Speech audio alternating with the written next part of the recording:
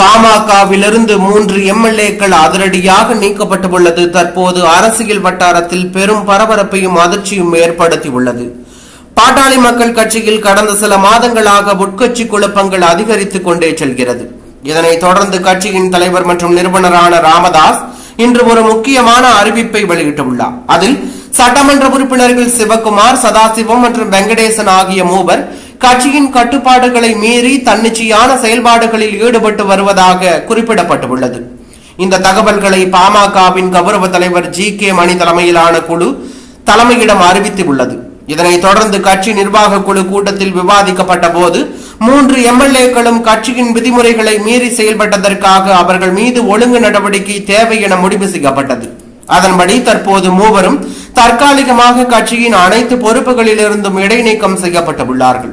மேலும் முழுமையான விசாரணை நடத்தப்படும் வரை அவர்கள் கட்சி நடவடிக்கைகளில் ஈடுபட முடியாது என்றும், விசாரணைக்காக அவர்களுக்கு நோட்டீஸ் அனுப்பப்பட்டு நேரில் ஆஜராக வேண்டிய தேதியும் அறிவிக்கப்படவுள்ளது.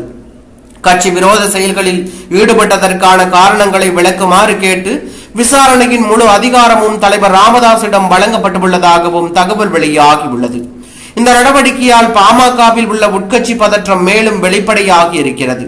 3 எம்எல்ஏக்களையும் கட்சியின் விதிகளை மீறியதற்காக இடைநீக்கம் செய்தது கட்சியின் வரலாற்றில் முக்கியமான திருப்பமாக பார்க்கப்படுகிறது.